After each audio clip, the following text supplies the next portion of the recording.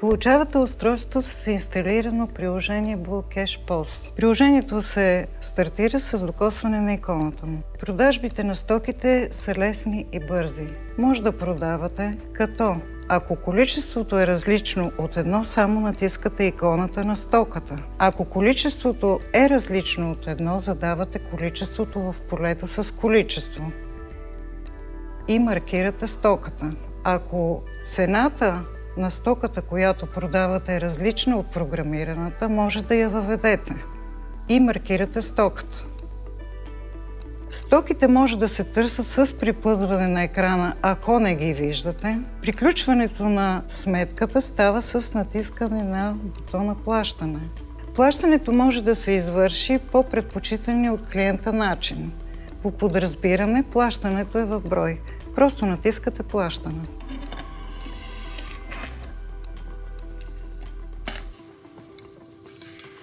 Ако клиента плаща с карта, е възможно плащането да се направи по няколко начина. Избирате плащане дебитна карта.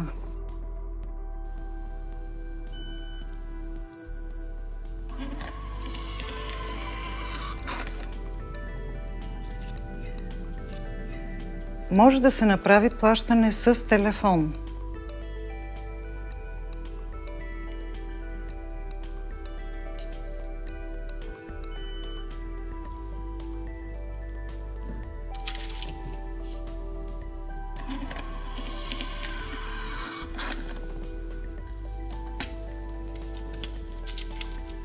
Клиентът може да плати и с часовник.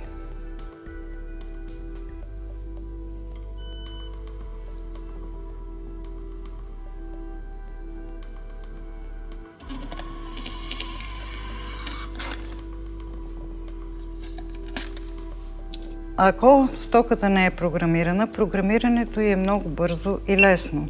Например, приложението показва, че стоката я няма в базата данни и ви пита, искате ли да я програмирате. Натискате моливчето в горния десен ъгъл, въвеждате номера, който искате да има стоката, например 2000, потвърждавате, въвеждате името, въвеждате цената. Баркода вече е въведен, продължавате нататък. Въвеждате данъчната група на стоката, след което въвеждате групата, към която се отнася програмираната стока. Потвърждавате въведените данни с натискане на моливчето. Затваряте екранчето за програмиране с хиксчето и сте готови да продавате стоката. Ако има стока, която не може да откриете лесно с приплъзване на екрана, то тогава може да я намерите с режима търсене чрез текст. Въвеждате в поленцето текста и излизат стоките, които съдържат в себе си тази думичка, която сте въвели.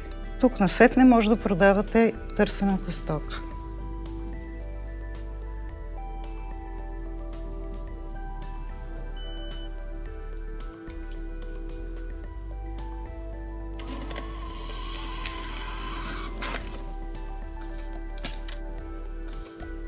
Освен показания начин на програмиране на стоките, собственика е възможно сам да ги менажира, използвайки веб браузър, като получава от поддържащата го сервизна организация потребителско име и парола. Влизането става последния начин. От основното меню се избира "Импортирайте база данни онлайн". Въвеждате потребителско име и парола.